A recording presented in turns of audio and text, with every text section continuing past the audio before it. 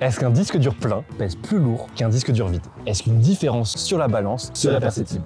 Donc, est-ce que le disque dur rempli de vos photos et vidéos afficherait un poids plus élevé sur une balance par rapport à un disque dur tout neuf par défaut? En gros, vos photos éclatées là, du collège que vous avez mis sur un vieux disque dur, est-ce que ça l'a rendu tellement lourd que faire la muscu avec serait une véritable torture? Parce qu'en fait, si on y réfléchit bien, on remplit quelque chose. Donc en toute logique, un changement de poids s'impose. C'est comme quand vous bouffez votre gros McDo dégueulasse, vous savez que la prise de poids vous menace. Vos photos ou vos vidéos ne sont que pour votre ordinateur une suite exceptionnellement longue de 1 ou de 0. On parle de plusieurs milliers voire millions de 0 ou de 1 pour une photo et plusieurs millions voire milliards de 0 et de 1 pour une vidéo. Pour votre ordinateur, ça n'est rien de plus que des numéros. Dites-vous que si le stockage de votre ordinateur était une bibliothèque, en étant full honnête sans tirer de plan sur la comète, dans les livres il n'y aurait écrit que des 0 et des 1 à en perdre la tête. Donc c'est de cette manière qu'on doit les stocker. Les 0 et les 1 seront donc notre manière de les enregistrer. Ensuite, au niveau vraiment des composants de votre ordinateur, ce qu'il faut savoir c'est qu'il y a deux types de disques durs et leurs noms vous font peut-être un peu peur. Les disques HDD et SSD. Partez pas de la vidéo, je vous jure, vous n'allez pas vous faire chier. Même si ces deux mots vous ont fait peur, vous allez voir, c'est rien de trompeur. Pour que vous compreniez bien, le HDD concrètement c'est un disque qui tourne, un peu comme ta daronne.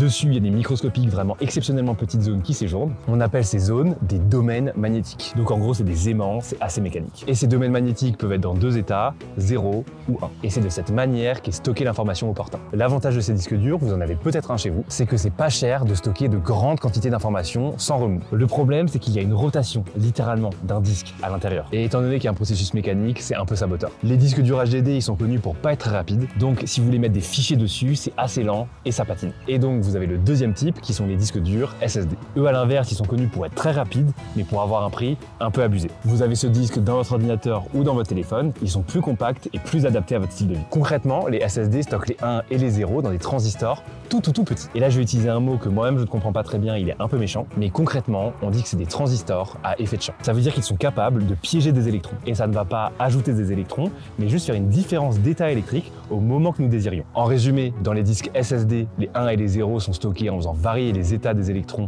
dans des transistors ridiculement petits, très petits, hein, vraiment plus petits que votre zizi. C'est pour ça que les disques durs SSD, ils sont assez rapides. C'est parce que c'est que de l'électricité, il n'y a aucune mécanique qui bride. Mais c'est aussi pour ça que son prix va le dingue. C'est parce que les transistors sont tellement petits que ça demande une précision de dingue. Les transistors dans ce genre de disque, ils font en moyenne 10 nanomètres. Personnellement, je me représente pas du tout ce que ça vaut, hein, je dois l'admettre. Du coup, j'ai cherché des comparaisons sur Google et c'est un peu scandaleux. Mais j'ai trouvé que vous pourriez en aligner 10 000 dans l'épaisseur d'un de vos cheveux. Et oui, c'est très petit. Je me le représente un peu mieux. C'est évidemment trop petit pour mes yeux. Je pense aussi que c'est trop petit pour qu'un cerveau humain arrive à se rendre compte. Ça me brûle les genoux. Je souffre. J'ai pleuré.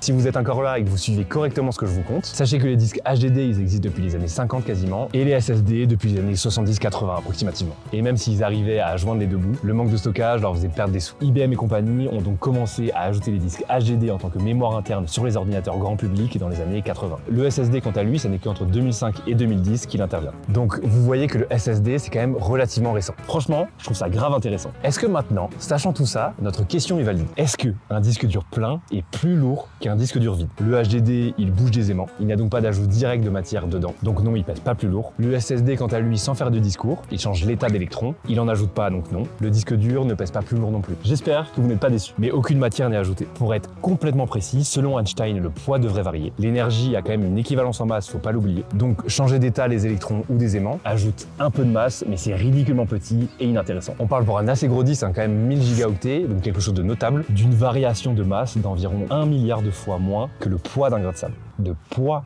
C'est pas facile à dire. Vous pourrez donc pas le mesurer, hein, c'est vraiment rien du tout. En résumé, pour répondre à la question initiale sans tabou, vos photos et vidéos n'ont pas de poids, elles ne pèsent rien, il n'y a aucun lien. Elles changent juste l'état électrique ou magnétique de composants déjà présents. En tout cas, j'espère que vous avez trouvé tout ceci plaisant. N'oubliez pas de vous abonner et de mettre un pouce bleu si cette vidéo vous a plu, et on se revoit très prochainement dans une prochaine vidéo. À la prochaine, salut!